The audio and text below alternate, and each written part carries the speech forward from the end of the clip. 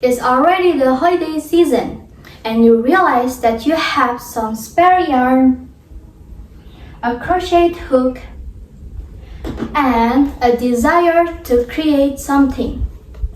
You've seen those colorful blankets on social media, but you feel intimidated by the complexity of crochet. So, what can you do?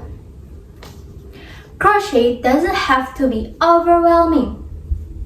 I'm here to help you with the knowledge to create a classic granny square and help you to demonstrate how to craft your own. I'll start by discussing the essential tools needed. Then I'll walk you through the pattern. And finally, I'll show you how to keep your square flat. First is correct tools. You don't need expensive tools, but you do need the right match.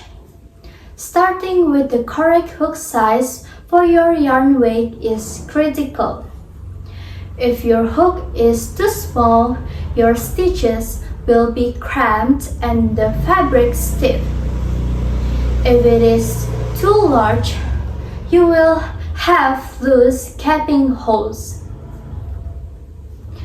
In the article Standard and Guidelines for Knitting and Crochet explain that the standard relationship between yarn weight and hook size, it empowers you to stop guessing. It proves that using the suggested hook size found on your specific yarn label is the most reliable way to achieve the professional tension and texture required for a square that lays flat. So, find a hook and yarn that match. If your hook is 3.5 mm, you can use mill cotton yarn. Now that we have our tools properly matched, let's look at how to actually form the square. Second is mastering the cluster stitch is vital. The granny square is simply a repeating pattern of 3 double crochet stitches grouped together. By learning to place this cluster into the gaps or chain spaces from the previous round, you create that classic open look.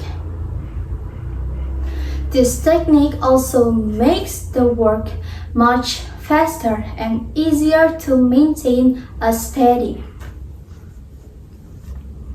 Third is mastering the corners is the secret to keeping your square flat.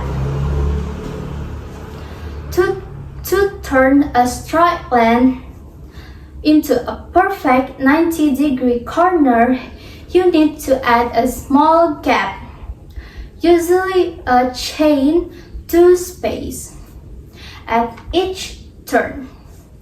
If you skip this, your square won't stay flat. It will either start to curl into a ball shape or travel like a wave. Using the right corner space is exactly what forces your crochet to grow into a perfect square. In conclusion, whether you are using vibrant wool or subtle cotton, the granny square is a timeless skill.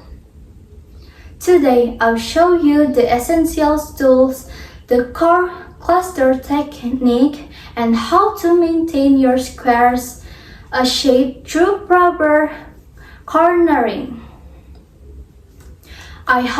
I hope you never feel intimidated by a crochet patterns again, but if you do, you now know that every masterpiece starts with just one square.